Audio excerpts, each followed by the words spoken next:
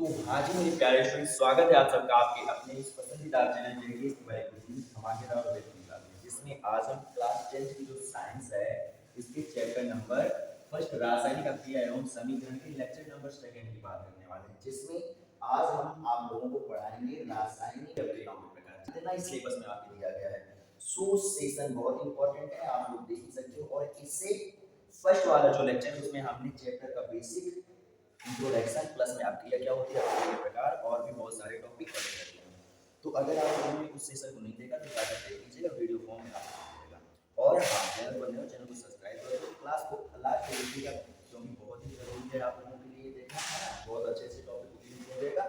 Plus में आप सभी लोग इस सेशन को शेयर भी कर दीजिए अपने फ्रेंड्स के पास। ओके, सो चलो बगैर टाइम बर्बाद किए आप इस क्लास को स्टार्ट करते हैं, जिसमें हम फर्स्ट देखेंगे क्या संयोजन अभिक्रिया क्या होता है कि जब दो कम से कम जुड़ने में कम से कम दो तो आएगा ही ना। एक पदार्थ तो आप जोड़ोगे नहीं, दो तो होना कंपलसरी है। तो कम से कम दो या दो से अधिक पदार्थ जब जुड़ते हैं और जुड़ने के बाद में कोई एक उत्पाद बना है, तब ऐसी अभिक्रिया को क्या बोलते हैं, हम संयोजन अभिक्रिया बोलते हैं। वही लगभग डिफिनेशन में दिया गया है ना कि वह रासायनिक अभिक्रिया जिसमें दो या दो से अधिक पदार्थ आपस में संयोग करके क्या करते हैं, एक नए पदार्थ का निर्माण करते हैं, क्या कहलाती है हमारी संयोजन अभिक्रिया कहलाती है। आया समझ में? प्लस में जो संयोजन अभिक्रिया होती है ना इसको संकलन या योगात्मक अभिक्रिया बोलते हैं। अब यहाँ पर हमने आपको जर्नल फॉर्म में दे दिया गया ना, समझिए यहाँ पर हमने देख लिया जर्नल फॉर्म, यानी हमने मान लिया ए एक पदार्थ है और बी एक पदार्थ है, दोनों जुड़कर क्या कर रहे हैं, ए बी एक नए पदार्थ का निर्माण कर रहे हैं। तो ऐसी स्थिति अगर आपको देखने को मिलती है तो ये आपकी संयोजन अभिक्रिया हो जाने वाली, ये आप ओके है ना। अब आप समझो, हम यहाँ पर एग्जांपल ले लेते हैं ना, यहाँ पर ले लिया जाए एग्जांपल। जैसे आपने देखा होगा कि जो सोडियम होता है वो क्लोरीन गैस से अभिक्रिया करके क्या बनाता है, सोडियम क्लोराइड, है ना। अब ये क्या है, हमने आपको बताया कि अभिक्रिया बैलेंस करना जरूरी है, कंपलसरी है ना। तो बैलेंस करोगे तो आप क्या करोगे, समझो यहाँ पर क्या क्लोरीन के दो अणु है, यहाँ पर क्लोरीन के केवल एक अणु है। तो क्या करो, दो बनाने के लिए हम यहाँ पर क्या करते हैं, दो से मल्टीप्लाई कर दे। और उसके बाद में आप क्या हुआ, सोडियम के भी दो अणु बन गए, इसलिए इसको भी क्या करो, दो से मल्टीप्लाई कर दो। अब ये रिएक्शन क्या हो गई, बैलेंस हो गई, है ना। ये आपकी संयोजन अभिक्रिया कहा जाता है एग्जांपल। उसके बाद में ऐसे हम एक दो और भी ले सकते हैं ना, जैसे मान चलो कि हम, आपने पढ़ा होगा, आपके बुक में भी दिया गया है ना, मैग्नीशियम का ऑक्सीजन गैस से आप अभिक्रिया करा दो, क्या मिलेगा जाकर सर में, तो हमको मिलेगा जाकर मैग्नीशियम ऑक्साइड, है ना। कैसे मिलता है, अगर इसके बारे में बात करें तो आप समझो ये मैग्नीशियम था तो ये ऑक्सीजन, और मैग्नीशियम ऑक्सीजन जब अभिक्रिया करते हैं तो मैग्नीशियम ऑक्साइड मिलता है। क्यों, क्योंकि तुमको पता है मैग्नीशियम का परमाणु क्रमांक होता है 12 और इस पर 12 होता है, इसलिए इस पर आ जाता है +2 का चार्ज, ऑक्सीजन के ऊपर परमाणु क्रमांक 8 है ना, 6, हाँ 8 दूनी 16, इसलिए इस पर आ जाता है कि -2 का आवेश। अब जब हम इनका क्या करेंगे, 3 मल्टीप्लाई करेंगे, अर्थात ये आपस में जुड़ेंगे तो मैग्नीशियम ऑक्साइड बनाएंगे, जिसका अणुसूत्र MgO होता है जाकर। आया समझ में, ये है कॉन्सेप्ट। और यही लगभग कॉन्सेप्ट यहाँ पर भी लगभग जाकर, इतना तो आपको पता है कि बेसिक वाली क्लास देखेंगे तो कोई प्रॉब्लम आपको होगा नहीं, है ना। तो अब आप समझिए इधर क्या है, ऑक्सीजन के दो अणु है, उधर ऑक्सीजन केवल एक ही अणु है। बैलेंस करने के लिए क्या करेंगे सर, तो ऑक्सीजन के दो अणु बनाने के लिए आप यहाँ पर 2 से मल्टीप्लाई कर दो। अब मैग्नीशियम का दो अणु हो गया, इसलिए आप यहाँ पर भी मल्टीप्लाई कर दो, ये रिएक्शन क्या हो गई, आपकी बैलेंस हो गई। आया समझ में। अगर इनके नाम की बात करें तो आप समझने की कोशिश कीजिए, इसको क्या बोलते हैं, इसको बोलते हैं सोडियम, है ना। क्या बोलते हैं, सोडियम। और ये सोडियम जो होता है वो धातु की फॉर्म में होता है, इसलिए आप इसे सोडियम धातु लिख सकते हो, कोई टेंशन वाली बात नहीं है ना। और उसके बाद में ये क्या है, तो इसको बोलते हैं क्लोरीन, क्या, क्लोरीन। और ये जो होता है गैस के फॉर्म में होता है, इसलिए आप यहाँ पर गैस भी लिख सकते हो। आया समझ में। और ये क्या मिलाया जाकर हमको, तो ये मिलाया जाकर सोडियम क्लोराइड, क्या, सोडियम क्लोराइड, है ना, ये मिलाया जाकर। उसके बाद में इधर आ जाओ, ये क्या है, तो ये मैग्नीशियम है ना, क्या, मैग्नीशियम। और ये भी हमारा क्या है, धातु के फॉर्म में है, इसलिए आप यहाँ पर मैग्नीशियम धातु भी लिख सकते हो, सिंपल मैग्नीशियम लिख सकते हो, कोई उसकी बात नहीं है, आप लोग कंफ्यूज मत होइएगा। और उसके बाद में ये क्या है, ऑक्सीजन, तो यहाँ पर आप क्या लिख सकते हो, ऑक्सीजन गैस, है ना, क्या, ऑक्सीजन, ऑक्सीजन गैस, है ना, ये हो गया जाकर। और ये क्या है, तो ये आपका है मैग्नीशियम ऑक्साइड, है ना, मैग्नीशियम, मैग्नीशियम ऑक्साइड, है ना, ऑक्साइड। आया समझ में, ये हो जाएगा आपका, है ना। सो इतना क्लियर है, क्लियर है ना। ओके ठीक है, अब आ जाओ आगे, इससे रिलेटेड क्वेश्चन देखते हैं ना। क्या होता है, संयोजन अभिक्रिया से रिलेटेड क्या होता है, एक क्वेश्चन आता है, क्या बोलते हैं, कि जो मैग्नीशियम रिबन होता है ना, मैग्नीशियम रिबन का हुआ मैग्नीशियम ऑक्साइड, ऐसे इस फॉर्मेट में ऐसे बना रहता है, ऐसे ऐसे बना रहता है ना, और ये होता है जाकर मैग्नीशियम ऑक्साइड का। तो इसको जलाने से पहले क्यों रगड़ा जाता है, ये क्वेश्चन कई बार आपके बोर्ड एग्जाम में पूछा गया है, इसलिए ये इंपॉर्टेंट। तो आप समझ सकते हो, हमने यहाँ पर ट्रिपल स्टार लगा दिया है ना। तो क्या पूछे कि मैग्नीशियम रिबन को वायु में जलाने से पहले रेगमाल से, समझो हाथ से रगड़ोगे तो ये मतलब जो इसके ऊपर जमा होगा वो तो छूटेगा है नहीं, तो रेगमाल से क्यों साफ किया जाता है, तो आप समझ लीजिए जो मैग्नीशियम है सामान्य ताप पर भी वायु में उपस्थित ऑक्सीजन से क्या करता है, अपक्रिया करके अपने ऊपर मैग्नीशियम ऑक्साइड की परत जमा लेता है। इसलिए जब हम उसे बगैर साफ किए जलाएंगे तो पूरी तरीके से अच्छे से नहीं जलेगा। तो हम क्या करते हैं, जलाने से पहले उसको रेगमाल से अच्छे से रगड़ते हैं, और रगड़ने के बाद में फिर उसे जलाया जाता है। तो पूरी तरीके से जलने के बाद में क्या होता है, सफेद रंग का चूर्ण हमें प्रदान करता है। आया समझ में, है ना, वही लगभग देखा है ना। क्या बोले हैं कि मैग्नीशियम धातु को सामान्य ताप पर वातावरण में उपस्थित वायु से अपक्रिया करके अपने ऊपर मैग्नीशियम ऑक्साइड, सब तो मैग्नीशियम ऑक्सीजन से अपक्रिया करेगा तो अभी क्या बना था, मैग्नीशियम ऑक्साइड बना था ना। तो क्या करता है, अपने ऊपर मैग्नीशियम ऑक्साइड की परत जमा लेती है, जिसे हटाने के लिए इसे रेगमाल से रगड़ कर साफ किया जाता है, ताकि यह अच्छी तरह से जल सके, है ना। अरे भाई पहले जमा हुआ तो अच्छी तरह से ना जलता, इसलिए क्या कर साफ कर दिया, अब वो अच्छी तरह से जलने लगेगा, समझ में। और ये जो मैग्नीशियम था, तो ये वायु, वायु का मतलब ऑक्सीजन है ना, वायु मतलब ऑक्सीजन, मतलब कोई भी चीज जलेगी तो वो बगैर ऑक्सीजन के नहीं जल सकती, ये आप ध्यान रखिए ना। तो वायु मतलब ऑक्सीजन से जलकर क्या मैग्नीशियम ऑक्साइड का सफेद रंग का चूर्ण प्रदान करती है। भाई अभी हमने तुमको पीछे दिखाया है ना, मैग्नीशियम का आप क्या करोगे, ऑक्सीजन से क्रिया करोगे तो मैग्नीशियम ऑक्साइड में जाकर, और इसका जो कलर होता है वो कैसा होता है, तो सफेद रंग का होता है। अगर हम चाहें तो यहाँ पर भी क्या कर सकते हैं, रिएक्शन लिख सकते हैं ना। तो हो जाएगा आपका क्या, मैग्नीशियम धातु और प्लस में ये क्या हो जाएगी आपकी ऑक्सीजन गैस, और ये जब जलेंगे जाकर यानी ये आपस में अपक्रिया करेंगी तो हमको मैग्नीशियम ऑक्साइड का सफेद रंग का चूर्ण प्राप्त होगा, है ना। ये कैसा रहेगा, इसका जो रंग होता है वो क्या होता है, सफेद, है ना। आया समझ में, सफेद रंग का हमें मैग्नीशियम ऑक्साइड का चूर्ण प्राप्त होता है जलने के बाद में। और आपको सबको पता है कि अगर कोई चीज जलेगी तो चूर्ण यानी राख ही मिलता है जाकर, सिंपल सी बात है। इसमें ये भी क्वेश्चन क्लियर, ओके। अब आ जाते हैं नेक्स्ट रिएक्शन पर, और नेक्स्ट रिएक्शन जो है वो हमारी क्या है, वियोजन क्रिया। अब आप समझिए वियोजन क्रिया में क्या होता है, वियोजन का मतलब होता है टूटना, आया समझ में, वियोजन का मतलब होता है टूटना। तो टूटेगा, टूटेगा तो ऐसे तो टूटे नहीं, जैसे मान चलो तुम ही ले लो या हम ही ले लें, हमारा बाई चांस कोई भी बॉडी का टूट जाए तो ऐसे तो टूटेगा नहीं, कोई ना कोई चोट लगेगी या कोई ना कोई प्रभाव पड़ेगा बाहर का, है ना, बाहर का कोई प्रभाव पड़ेगा तभी तो टूटेगा ना। वैसे ही जो पदार्थ होते हैं वो भी क्या होते हैं, किसी न किसी बाह्य प्रभाव के कारण क्या होते हैं, दो या दो से अधिक पदार्थ टूट जाते हैं। और जब टूट जाते हैं, लेकिन यहाँ पर एक बात ये है कि अगर आपने क्या किया, बाह्य प्रभाव उनको हटा लिया तो पुनः वो मूल अवस्था में आ जाएंगे। इस अपक्रिया को हम बोलते हैं वियोजन या विघटन अपक्रिया बोला जाता है। दोनों नाम आपको याद रखना है, वियोजन या विघटन अपक्रिया हम कहते हैं। अब आप लोगों को एक बात और बताई गई है कि अगर समझो क्या बोल रहे हैं कि तुमने बाह्य प्रभाव लगाया तो वो पदार्थ दो या दो से अधिक पदार्थ में टूट जाएगा, लेकिन जैसे हटाओगे फिर से मूल अवस्था में आ जाएगा।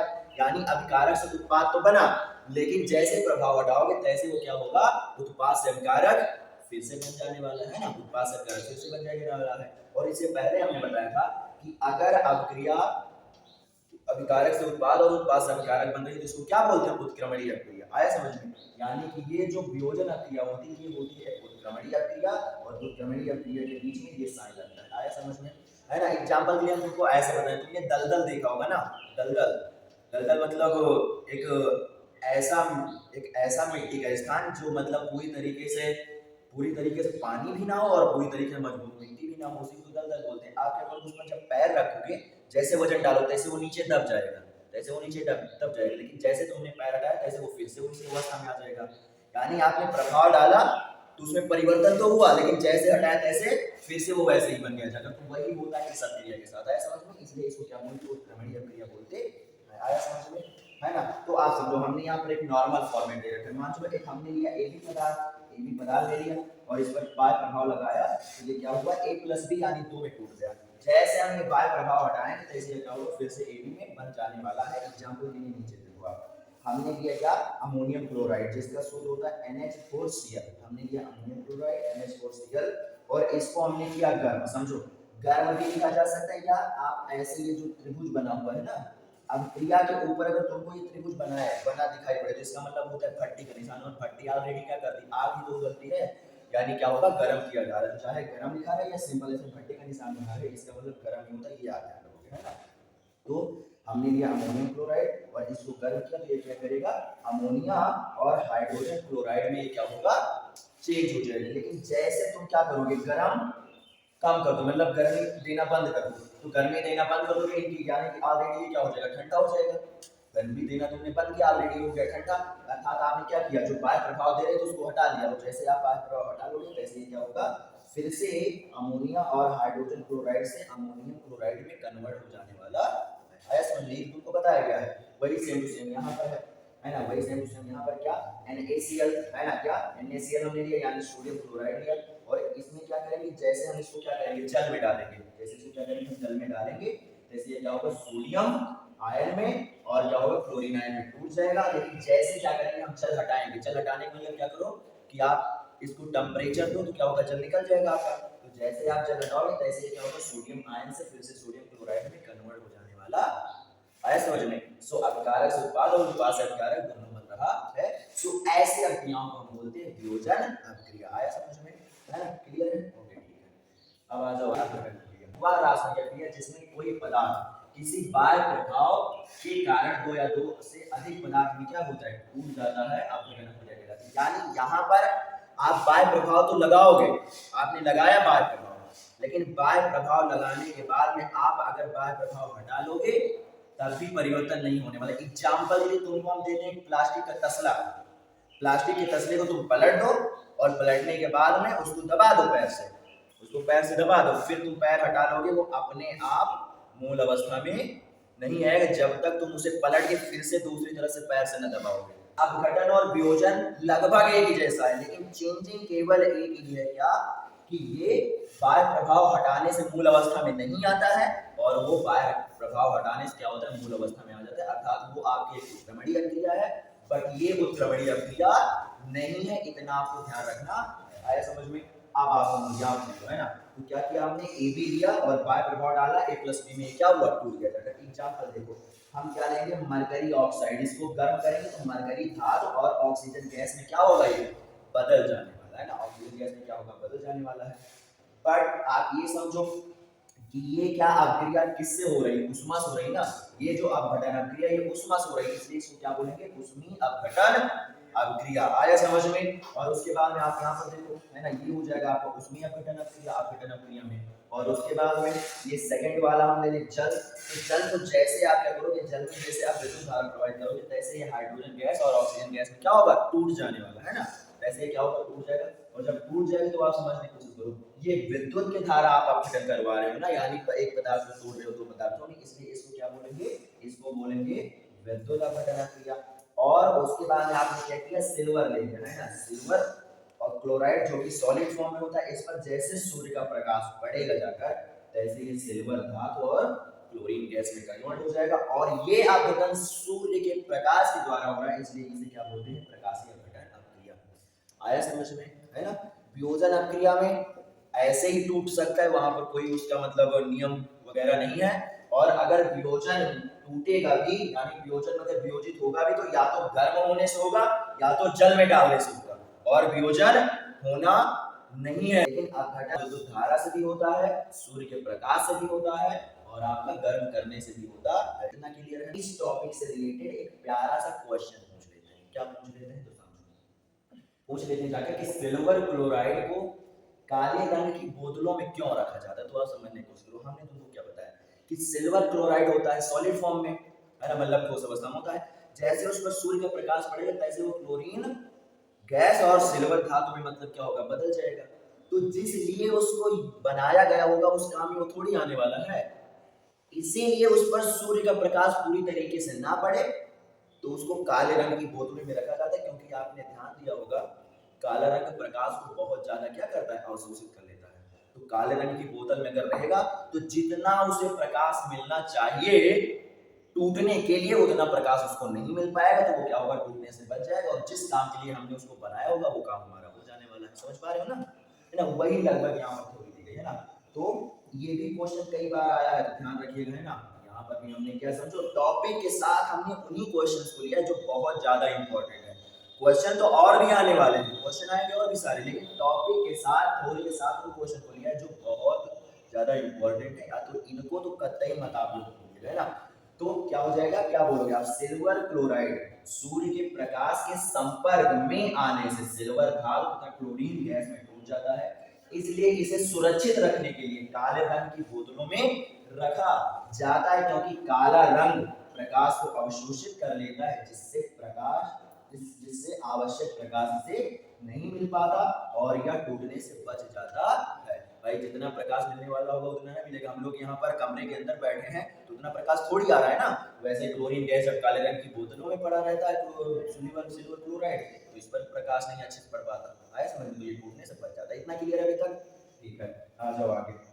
आगे क्या दिए गए हैं, ये नेक्स्ट प्रक्रिया है ना, विस्थापन प्रक्रिया। अब आप समझो विस्थापन प्रक्रिया के हमने बताया था, विस्थापन प्रक्रिया आपको तभी समझ में आएगी जब आपको एक अलग से सारणी बता रहेगी। क्यों? क्योंकि तुमको हम ऐसे थ्योरी बता देते हैं। विस्थापन प्रक्रिया में ये होता है कि एक अधिक क्रियाशील तत्व या धातु, आप बोल सकते हो, कोई टेंशन वाली बात नहीं, क्या करता है अपने से कम क्रियाशील धातु को उसके लवण के विलयन से विस्थापित कर देता है और फिर अपने लवण का विलयन बना लेता है, और इसी को बोलते हैं क्या, विस्थापन प्रक्रिया। और अगर इसको हम एक शब्द में बोलना चाहें ना, तो क्या करो कि किसी भी पर्सन को उसके स्थान से उठाकर तुम बैठ जाओ, बस एक हो गया जाकर विस्थापन। आया समझ में? लेकिन तत्वों के बीच होता ये है, तो इसे आप क्रिया बोल देते हैं, बस सिंपल सी बात है ना।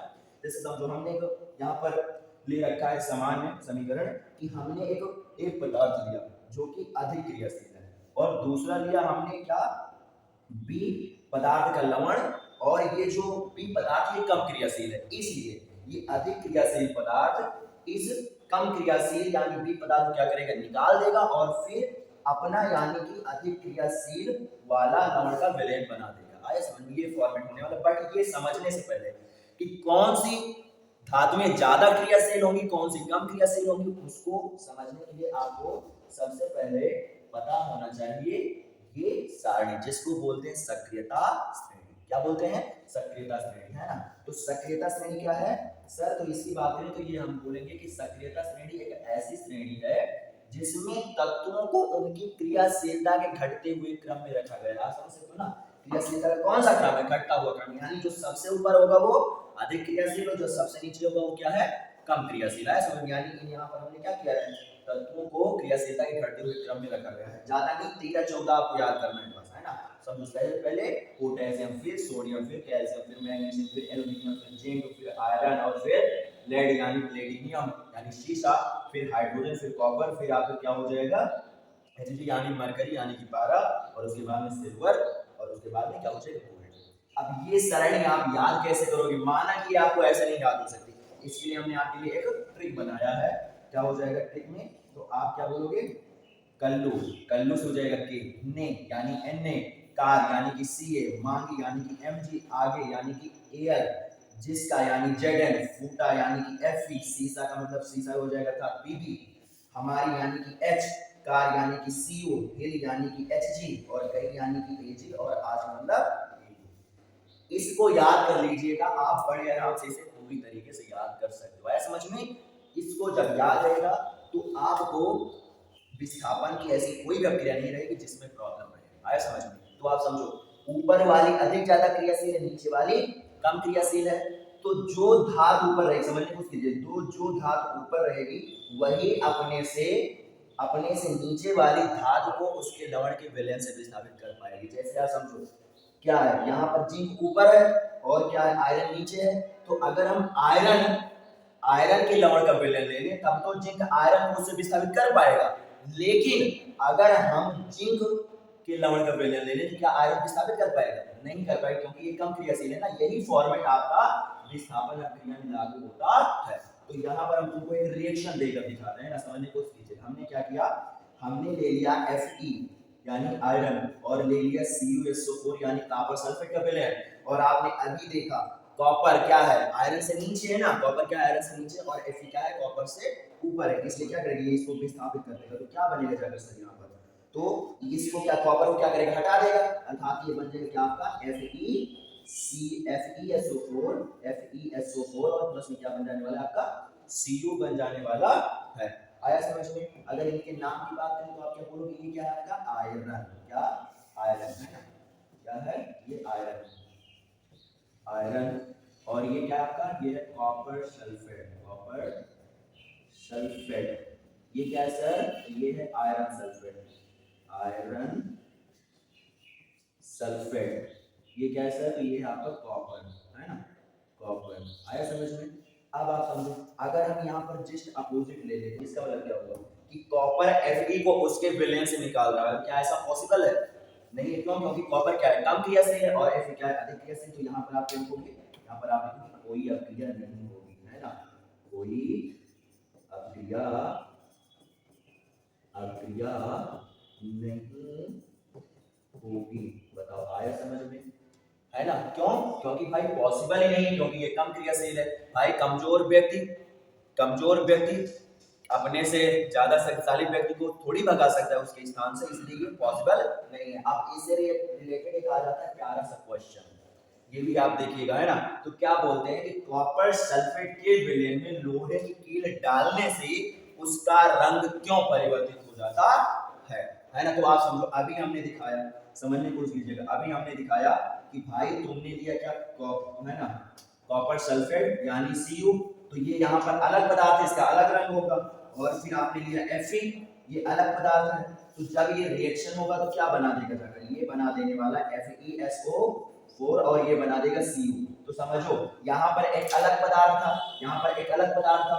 जो पहले पदार्थ, वो पदार्थ अब है ही नहीं है, तो रंग तो ऑटोमेटिक बदल जाएगा ना, सिंपल सी बात, बदल जाने वाला है। तो क्या बोलोगे, क्या बोलोगे कि जो Fe है वो कॉपर से अधिक क्रियाशील तत्व है, इसलिए उसको क्या करता है, लवण के विलयन से विभाग करके स्वयं का लवण का विलयन बनाता है। इसलिए क्या होता है कि रंग परिवर्तित हो जाता है। आया समझ में? लगभग वही लिखा गया। क्या बोलोगे, कॉपर सल्फेट के विलयन में लोहे की कील डालने से उसका रंग परिवर्तित हो जाता है, क्योंकि लोहा कॉपर की अपेक्षा अधिक क्रियाशील धातु है, जिसके कारण यह कॉपर को कॉपर सल्फेट के विलयन से विस्थापित कर स्वयं का विलयन बनाता है। यानी भाई जो पहले था वो अब हाई नहीं है, तो ऑटोमेटिक क्या होगा, रंग परिवर्तित हो जाएगा। समझ पा रहे हो ना, है ना। तो ये आ गया आपका रीजन। ओके, इसके बाद में आपकी आती है क्या, द्विविस्थापन क्रिया, है ना। क्या आती है, द्विविस्थापन क्रिया। बट ये क्लास यहीं तक रहेगी और द्विविस्थापन क्रिया से नेक्स्ट क्लास में हम लोग कंटिन्यू करेंगे। सो आज क्लास यहीं तक रखते हैं और फिर मिलेंगे आपको हम इस टॉपिक से अगले वाले टॉपिकों के साथ। ओके, सो क्लास कैसी लगी कमेंट करके आपको जरूर से जरूर बताना है। अगर कोई क्वेश्चन है आपके माइंड में तब भी आप कमेंट कर दीजिए। और हाँ, आप लोगों को सपोर्ट बाई कंपल्सरी है ना, क्योंकि आप देख सकते हो गर्मी में आपके लिए कितना परेशान है। सो शेयर कर दीजिए अपने अदर फ्रेंड्स के पास अगर आपने क्लास में नहीं शेयर किया था, है ना। सो ओके, फिर बाय बाय स्टूडेंट, और फिर मिलेंगे आपको आगे वाले टॉपिक के साथ, है ना। Okay, bye bye.